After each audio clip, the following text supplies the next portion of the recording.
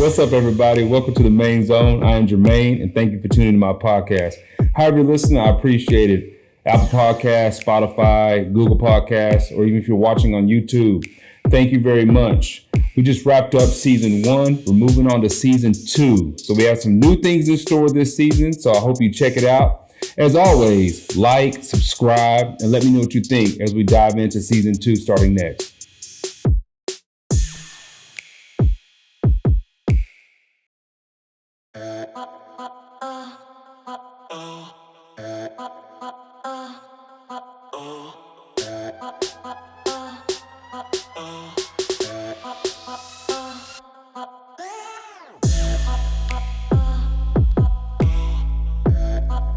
We are starting a season 2 series with your podcast, right?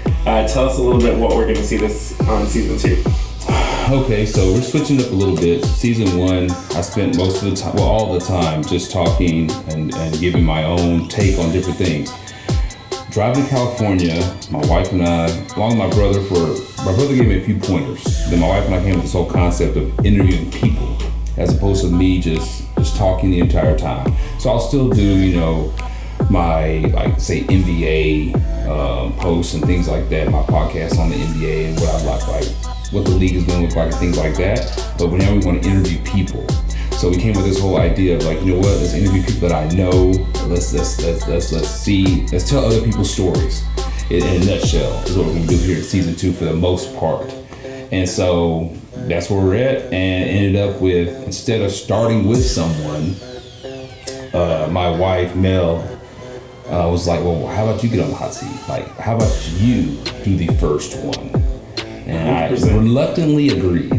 Yep, right. Being in the hot seat's a little bit different, right? Yes. So if we think about how this is going to go, I think the first thing, let's start off with who the person is that's actually asking you these questions this time. So tell everyone a little bit about me and how we know each other. Okay. So your name's Jesse Samudio, great guy. We worked with each other at our charter school for 4 years. During that time, though, we got to be really good friends. Same vision on education, same need and want to help young people navigate, especially inner city kids, navigate the trials of this life. They started working out together. Both of us have, of course, workout goals, so started working out together. You left, the kids and everyone, and decided to go to another network, which is fine. It's a great career move for you. Still helping kids out, though. Still helping kids, even more kids now. And but we still kept in touch and still work out together and things like that. So it's an honor for you to be here to help me with this, actually. Yeah, and then we had some inputs on how this was going to flow, and I was like, ooh, let me be the interviewer so I can grill you in this hot seat. Yes. So I think one of the things that we probably need to do is start off with you. So let's start off with your snapshot. Who is your snapshot? So who is Jermaine Brown? Pretty, hopefully a straightforward kind of guy. Husband, father, I have 2 beautiful kids, beautiful wife, educator, love what I do in that space. I used to be a professional athlete, played professional basketball back in the day, graduated from the HBCU, Oakwood University. Beautiful mother, lover of all things sports. My biggest thing now is golf. In my former life, I'd be a professional golfer. If I grew up in an affluent home, I think I'd have been a pro golfer. I love the game. Still, I work out a lot. I'm 41 years old. Still spend my 3 to 5 times in the weight room every week. And the rest of the time, at my school or spending time with my family. But that's, a quick snapshot. That's just who I am. Just straightforward guy. Hopefully, I leave a positive mark on the people that I encounter. Yeah. You forgot to say podcaster. Yes. So podcaster, which started last year during the pandemic. My wife, she's the one with the great ideas. I just, follow her lead, I guess. We began this with me always wanting to talk, loving to talk, and then with the pandemic, you're at home. Mm-hmm. So you can't go to different places and debate and talk sports and things like that. So she just said, you know what, we're going to start you a podcast. So is it now transformed to really talk about all things that you love? So it's going to be a cross section of everything that you're interested in. Yes. So because originally it was going to be mainly sports. And then, let's be honest, I think as I get older, as anyone gets older, we grow. And as I'm growing, it's like, okay, I read a lot of books, share the knowledge of the books. I've learned a lot about education, especially inner city education. Speak about that. I've tried to create a different life than I had growing up. So share the knowledge of attaining that type of life. Just in case a kid listening to it, or even a young person that's in their 20s can hear that and say, hey man, I could do the same thing, like follow that blueprint. So that's what it's actually turned into, more so. No, 100%. I especially think like when you try to set or be that role model for other kids, that's one of those pieces where like people can learn from either your mistakes or from ways to improve that maybe you didn't necessarily have, right? I know that when we were in the gym, we were talking about like the number 7, and we talked about how like 7, you had said like 7 was like biblical, and that it was the meaning like closure to where you are within your life at that point in time, right? Let me hear a little bit from you about like what is the importance of number 7 for you? Well, for me, 7 is like you said, it's for me, it's like a biblical completion. Like there's 7 days in the week. You know, God created the earth in 7 days. So I boil that down to like a complete cycle through whatever phase you're in life. And no matter how old you are, like you're 15, you've had like 7 impactful moments, hopefully, in your life. If you're 65, you've had 7 impactful moments in your life. So it was just like, let's use the number 7. And when we're interviewing people, so it puts like a timestamp on the interview. And then 2, it allows people to have, to me, they can have a complete story of their life, because it's enough to actually talk about. It's not saying like, hey, give me the top 3 things of your life. I mean, that could take 5 minutes, you know, I think. And then, or if you don't give them a limit at all, they can, they're talking for 3 hours. And we're not going to take 3 hours. We're not. But we are going to talk about that 7. So let's talk about your 7 most impactful moments of your life, right? All right. Let's start with number 1. What is that? Number 1. So again, this can be highs and lows. So just so the people watching can understand that. So my first, I think, most impactful moment was it's 2 boiled into 1, but it is my biological father leaving when I was like kindergarten, and then my mother remarried, and my mother got married because she was never married to my biological father, and then he dealt with substance abuse. So basically my entire life growing in living at home. So that was a number 1 most impactful thing, just because of all the, let's say, extra responsibility that came with it, with a father that has, a biological father that leaves, and then 2, a father that's raising you, doing the best he can, but has a substance abuse problem that really just is debilitating. So how do you think that like impacted you moving forward in your life? 1, I had to grow up earlier, quicker, because I'm the oldest of my family, so I was more dependent on, you know, making dinner, getting my brother and sister home from school, just more responsibility. Not saying that it was, I wasn't the do everything for my mother, because my mother only went to work and then went home and went to our sporting events. So it wasn't like, you know, my mother had this glamour life where it was like, okay, I'm just going to leave the kids with my oldest son. None of that. I mean, she never went anywhere outside of work. But it was just like, in order to help her, I had to have all these extra responsibilities. And then, of course, the frustrating thing of your father leaving and not having contact with him for years at a time is, for any kid, would be frustrating. I think that was the root of a lot of my frustration in school, was not having the energy or the knowledge to channel that in a positive way. So yeah, my young time, my youth, my dad, I think was in prison 2 or 3 times, but he spent a lot of time even in jail. So I mean, his longest term, I was 13. He got out when I was almost 17. So if you reflect, like when you're thinking about like even your own kids now, like how does that drive your direction for them? Oh man, it is like the negative parts. Let's not use the word negative. Let's say the trials that I had to endure. There's no part of that I want for my kids. Like none of it. There's no reason to spend something, you know, your 20s trying to fix. There's no reason to spend your first half of your adult life trying to fix the trauma of your youth.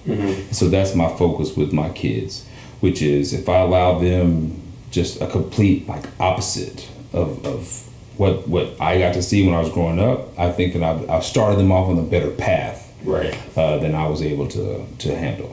100%. What's number two?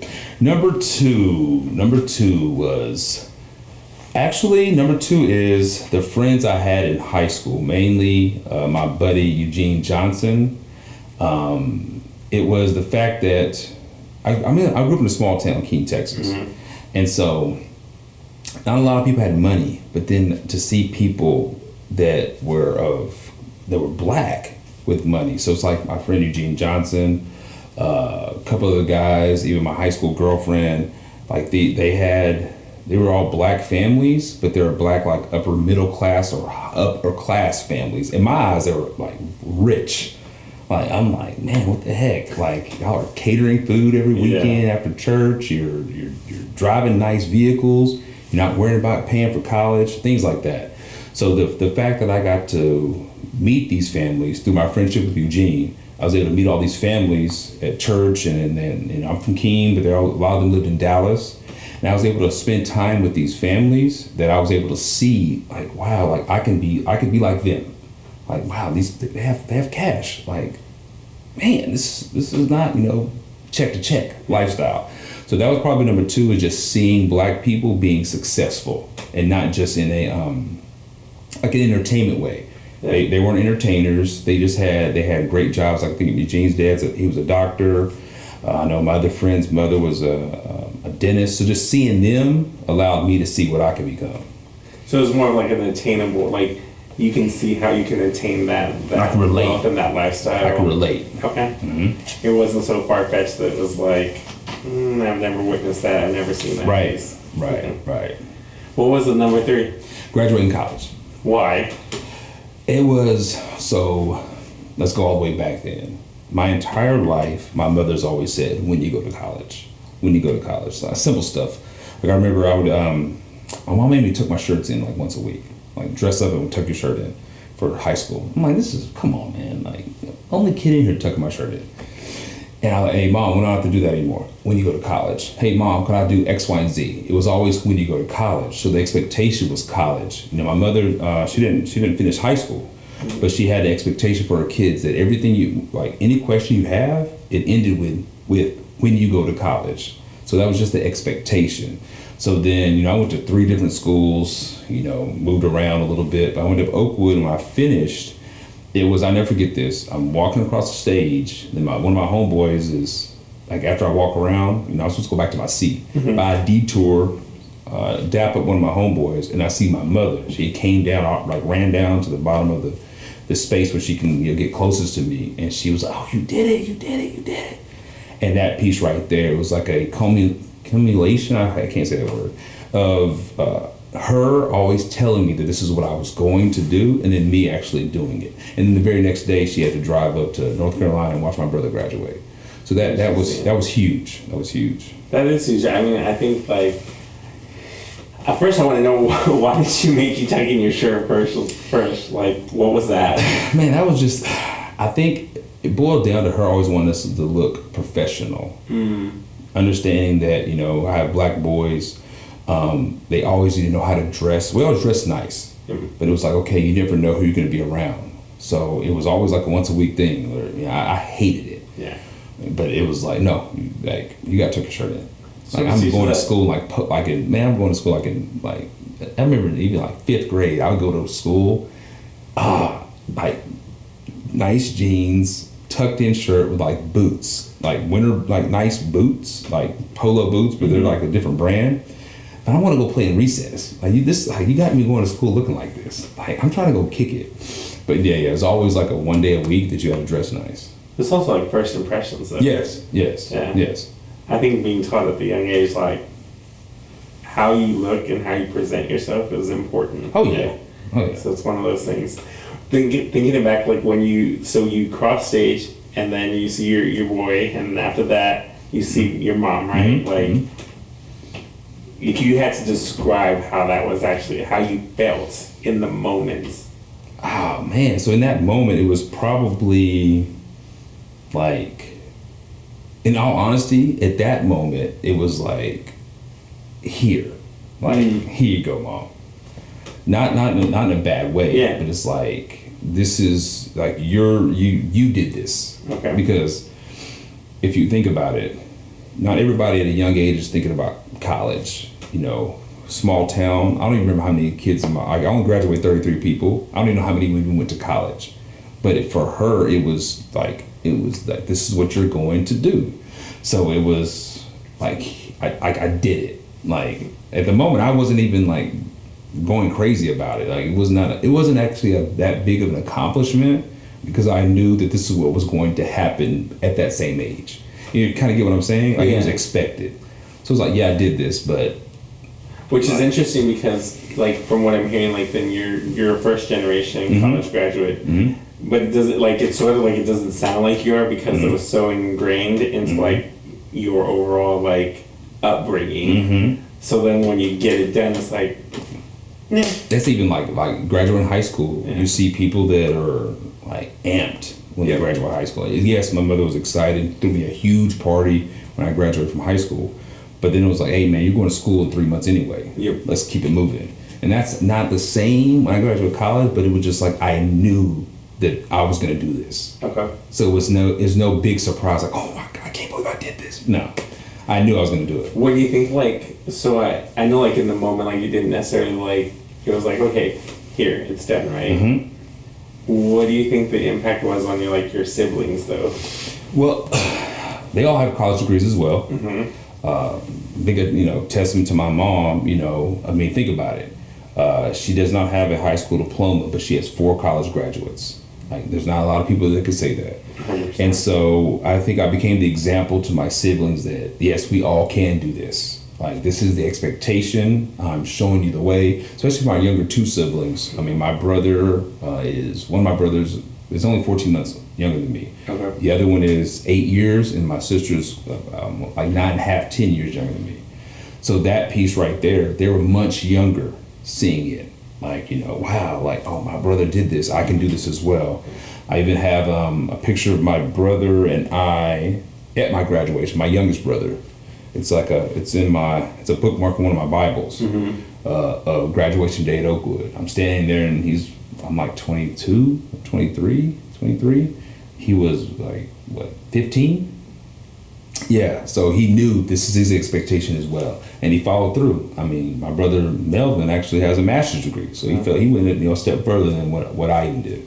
That's pretty cool. I actually have like the same type of picture with my niece, where when I got my bachelor's, she has my cap on. Mm-hmm. And then now it was like it's weird because now this is her first year of college, and it's like, there it is. It's like this expectation. That piece in there. Yes. So if we move on to the next, we're on number 3, I believe. Yeah, we're on number 4 now? 4. Professional basketball. Yeah, playing professional basketball is the 4th most impactful moment. Why would you think professional basketball was the most impactful? One, for me, it was a goal that I set that I knew was extremely hard to get to. I went to a small school, Oakwood. I'm not a point guard, but I'm an undersized 2. So it's like a whole lot of work to better myself. So when you play at Oakwood, the competition that you're playing in, even the player that I was not professional caliber. It's like you got to be a great guard, be able to shoot the 3 ball, all these types of things that I didn't know how to do at the time. I could rely on more just athleticism for that the level of competition that I played in. Mm-hmm. And so I set a goal and I was like, I can do this. Talked to my brother about it. He was already playing professionally. Okay. And we found out that we could play in Mexico as Mexican Americans. Because my mother's Mexican. I was like, yo, he's like, hey, you just gotta work out and you gotta get better, but you can do this. So I worked on that from 2004 until my breakthrough came in 2007. So you're talking 3 years of just working out, working at Best Buy, making barely any money, but had this end goal that I said if I turn 28 and I don't make it, then I gave it everything I had. Okay. But if I make it before I'm 28, I'm gonna play. And and it's fun. You get paid to play basketball. Yeah. See a whole country and all that kind of stuff. That's pretty cool. Pretty cool. Mm-hmm. So right now we're at number 4, and at this point you've transitioned. Like you've done all your teenage years, you've gone through your college years. You're now entering like your early 20s at this point. I'm like 26, okay, 27. So mid 20s, right? Yes. So now, if we could reflect back, right, and we think about like your 17-year-old self, okay, yeah. or even your 16-year-old self, like if you could give advice to that 16 or 17-year-old self, what would you give them? Deal with your childhood trauma earlier, but you don't know how to. So deal with that earlier in life, so your frustration doesn't continue into your 20s, because you still don't know how to channel it. So like when I was younger, I'm a hothead. I had a bad, I mean, a horrible temper. I mean, I'd get mad in school. My mom was talking to me today. She asked me, did I ever leave school? Like, how old was I when I first left school? I got like angry and left. I was like in 3rd grade. Just got pissed and just left. And so that was always there. Like I would, fight in school and, get to college. I had a terrible nickname in college. But it's always dealing with the fact, I believe there was always the frustration with my biological father. That was like the root cause of all my frustration. I used to tell people I'm just always angry. This is who I am. And so if I could go back and tell myself that, would be deal with it, at 17, at 18. Learn how to deal with it, communicate, show your feelings, call the man and tell him like, hey, you've really, impacted me like high. Yeah, I never did that. So on the flip side, like, do you think that if you would have, like, because I would say like through your journey, like you've overall, like you would say like you've addressed those issues now, probably happened later on in life. But didn't that also provide like a mental toughness? Oh yes. So do you think if they addressed it earlier on, does that still allow for that mental toughness? I believe it could, because of the fact that I think you still be mentally tough, but address trauma. Like mental toughness is dealing with stress in a positive way, not a negative way. A lot of my stress that I dealt with was always in a negative way. Like if a friend of mine said the wrong thing to me, it was nothing for me to grab them. Okay. They're like, these guys are in my wedding. Like, what's wrong with you? And so mental toughness is, or even mental health in a big, huge like microcosm, it is like trauma that you have to address. And it to me now, it's like, okay, I've grown. Like a lot of your mental toughness is dealing with that, being mentally tough enough to say, hey, I need to actually deal with this, right? And not like hold it in, yeah, and just let it just either eat me up, or when you get frustrated, then all of it explodes. So yeah, that's how I say to that. How do you think that would ever, like if you would have told yourself that when you were 15, 16, 17, whatever, right? Like, how do you think that would have changed the latter part of the years? Okay, so I wouldn't got in as much trouble in school. Even in college, like I got removed from my first school I went to Southwestern Adventist University.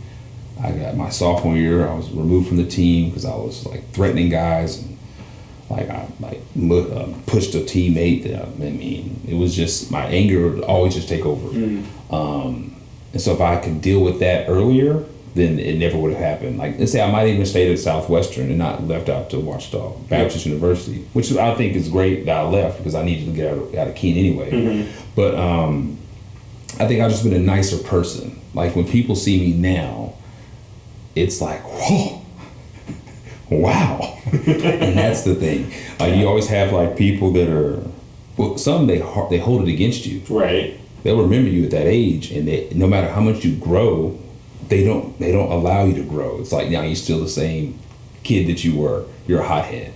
And then others, when they see you and come in contact with you, they're like, man, yo, man, you used to be crazy.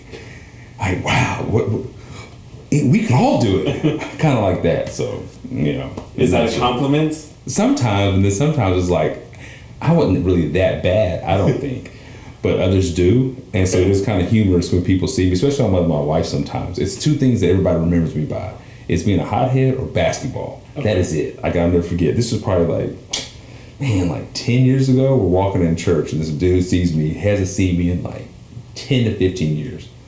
And he didn't even say what's up. He just goes, hey. Like, does a little weak jumper that he had. And I was like, yeah, I don't play anymore. Because I wasn't even playing really that much anymore by then. But just the fact that that's the only thing he remembered about me was just, hey man, what's up, Jay? Yeah, so. Okay.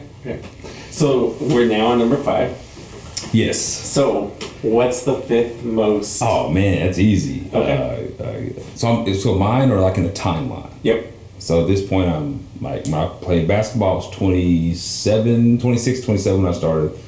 And then I got married when I was 29. So it was my marriage. Okay. Yeah, I was 29, almost 30 when I got married. So my 5th is marrying my wife. I'm still married to her too.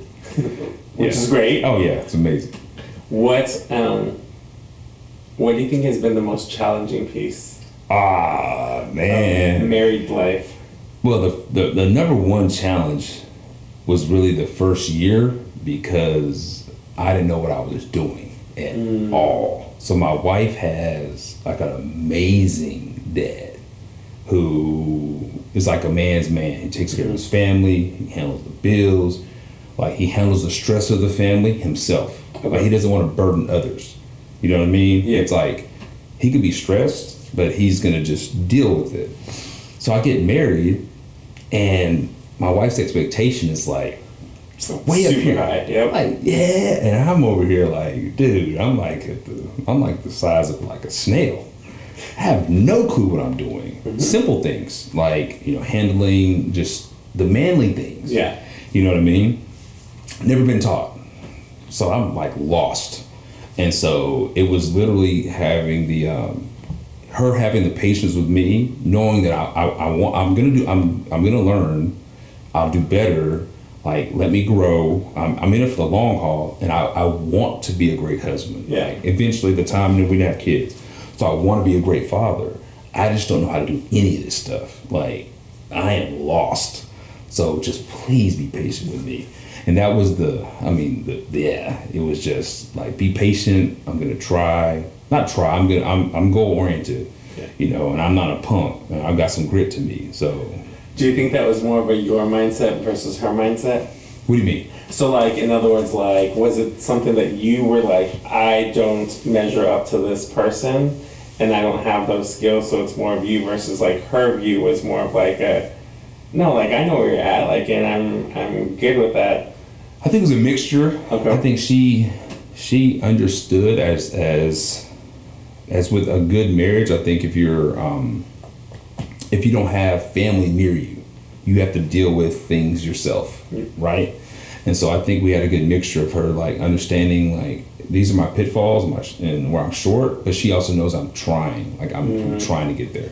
And then mine is I'm competitive as heck, so it's like I can do this, I can be really good at this, and I can be like the best husband of anybody that I know. Okay. So I'm gonna hold myself to a really high standard, higher than like I hold other people to. Right. You know what I mean? So then it's like, okay, now in my head I'm competing. I'm like, yeah, I'm gonna be a great husband. Like my wife's gonna love me.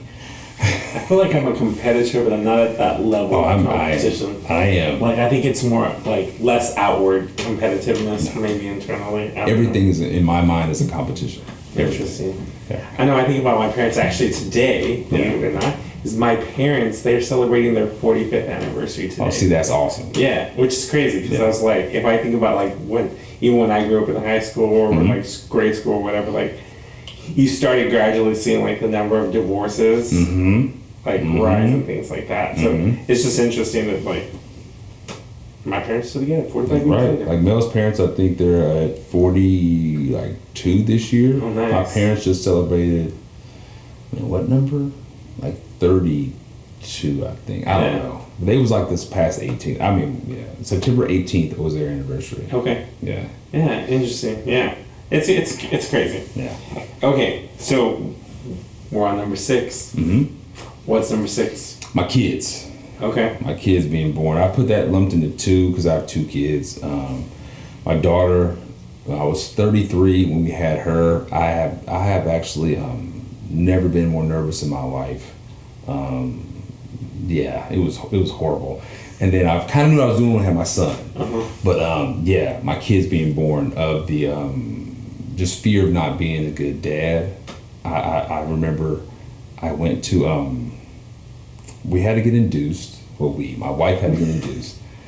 And I went to... I like how guys take the credit for those things. Yeah, well, it's a we. Like we were pregnant. No, I was there for everything. So we went to all our classes and all that. But I'm getting, like, the closer we're getting to the time, the more nervous I'm getting, actually. You know, I'm nervous. We're about to get induced, and I get off of work, and I grab me some this barbecue spot in Huntsville. We're living in Huntsville, Alabama at the time. So I grab me some barbecue, and I completely forget to get my wife something. And she's about to go through labor, and she can't eat again. I don't get anything. So now I get to our house, and her mother's there, and I'm so nervous that she's like, everything's gonna be okay, Jermaine. I was like, you have no idea what's about to happen. You have no idea about any of this. Like, you don't know what I'm going through. And I'm sitting there, like, after the fact, of course, I'm like, man, she's had 4 kids. Like, she actually knows what she's talking about. But I was such a wreck of fear. It was really just fear. Had that freak out moment. Yeah, that will I be a good dad? It was really traumatizing. Yeah, actually. And then my son was born, and then, you know, my son's now 5, my daughter's almost 8. I hope I'm a good dad. I try very hard every day to be an outstanding father and husband and everything. Again, high standard. If you could give yourself 5 stars being the maximum, like you're the best, and 1 star being like you're the worst. Well, there's always room for improvement, so I can never say 5. No matter, I don't care if my kids said I was great. There's always, remember, I'm competitive, so it's like, no one's ever, God's only perfect. Yeah. So I'm never going to be a 5. But if I continue working really hard and continue spending time with them and spend time with my wife and honor my wife and honor my kids and hold myself to a certain standard that, like, my family will never fail, or I will never fail my family, then let's say when my kids are, actually no, I'll take that back. When I am 85 years old, I'm going to be sitting, and by then, of course, my kids will have kids, and me and my wife will be able to see our family that we created. Then I could say I gave myself 5. Okay. When I have seen the fruits of the labor of my kids having a different lifestyle than I had, therefore, their early adulthood was not spent in trauma, so then they navigate through college easier. They invested their money at an earlier age than I started investing. All the tools that I wish I had, I provided with them, so then their life is just easier, and then my grandkids' life become even that much more easier because of everything that's been set up. Then I'll give myself a 5. Okay. So, if there was like one piece of advice that you would tell your kids. Oh, wow. At what age? So I'm gonna say let's go with like 21. 21. So what I'm gonna tell my daughter when she's 21. Yeah, because I feel like that's the age where you think you're like super grown, but you're still young and making mistakes. Right. Set goals. Invest your money.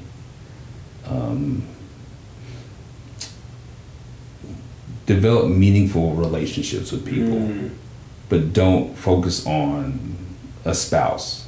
Okay. At 21, take your time and get a little bit older. Travel, because dad's gonna be able to pay for it. So go see the world. If you said, Dad, I want to take a trip through Europe for the summer, man, I got you, girl. Go ahead. Love God, number 1, of course, though. And my son, it would be, depending on where he'll be, and when he's 21, it'll be, hey, man, watch for girls. He's going to be a good-looking guy. So you got to watch out for these girls, boy. He's going to be about 6'5", probably a hooper, some form of athlete, so I would tell him that. Of course, love God, though. Set goals. And then understand that life is not going to be easy, so you have to have some grit. Don't be a punk.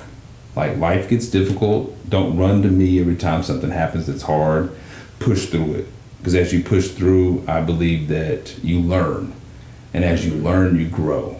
And if you run to your parents for everything, you're not gonna grow. Yep. You're gonna be 40 years old still calling me, asking me stuff that I don't want to deal with because I'm gonna be playing golf. That's a good one. But that's the thing, like, parents shouldn't always go rescue. Yes. Yes. You gotta let kids fail. Yes. Yeah. And then wipe your tears and keep moving forward. Yep. Mm-hmm. So, we're on the final one. Yes. Number 7. The work, my job now, I have to say, it's, I work at a charter school here in San Antonio, and it's in the inner city. So the work that I do there is like my completion thus far. The impact hopefully I make on the kids and even just the community itself and just the work. It's a lot. It's a lot of work. It's a lot. It's stressful. So when you see a kid that's like you in the work that you do, what do you say to yourself to get through that moment? Well, so we have like when I see myself in these kids, it's a little bit different because my life was difficult growing up. I live in a small town, and what made my life difficult, not to be mean, was my dad. He made my life difficult because of his substance problem. Like we didn't deal with a lot of things that the kids at my school deal with, which is just there's a list of stuff. But me, it's trying to create a sense of grit in them and a sense of self-belief because a lot of the students don't have people that believe in them. So then my job has become to be like someone that's always pushing, always telling them that I believe in them. You can become great. You can go further than me. And then seeing it manifest itself. I mean, I've been there. This is my 8th year there. I had my first graduating class this past year. Seeing the kids that I like, some of them are at TCU. I've seen Instagram posts of that, and it's amazing to see because it's like I've been telling them, as my mom told me, like, hey, when you go to college, like it's gonna be this much fun. You can better pick your own schedule and all this kind of stuff. And then now it's happening. Yep. They're having fun, but doing school, and like about 90% of them, their families that never went to school or college.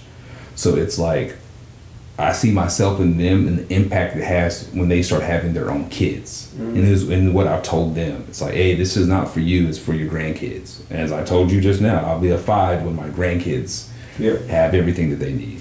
So that's what's been impactful there. It's just the work, like creating a sense of belief in the students. And then just sometimes you just gotta, tell them be tough and that, hey, life's gonna be hard, but you gotta have some grit. Yeah. So if this podcast goes viral, right? Oh wow! And somebody with big bucks says, Jermaine, I want to give you $1 million for an initiative at your school. What would you do with that $1 million if it had to go to your school right now? To the school, it would number one. It would the school can be community based as well. It's because my thing is like. Sometimes you have to improve a community, and the school can only do so much. Okay.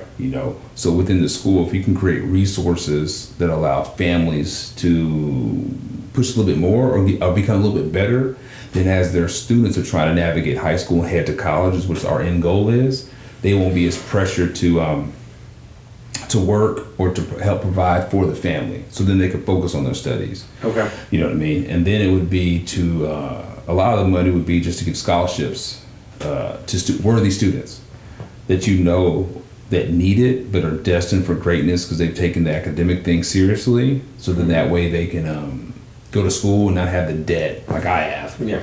So they can have an easier life. So then that money that they earn when they get those degrees goes straight to like purchasing a home and all that kind of stuff.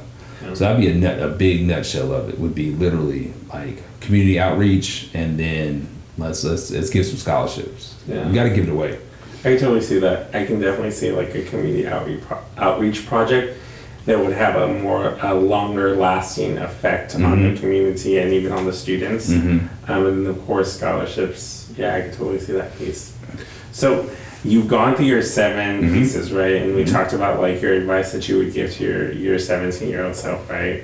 So I want to think about this piece, right? There was one thing that stuck out to me in this entire interview, which was where you said two things that people would remember you as is a basketball player and a hothead, right? Yes. So if we look at those two things, right, in your life now, what is the next thing you want people to remember you for?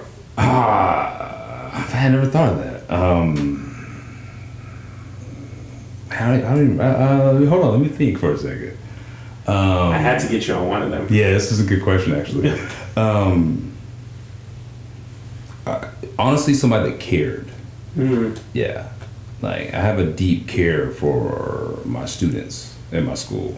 So it's, and it's not a, let's say like like being fake with them. It's like a deep, like care that you can become like anything that you want to become. Right.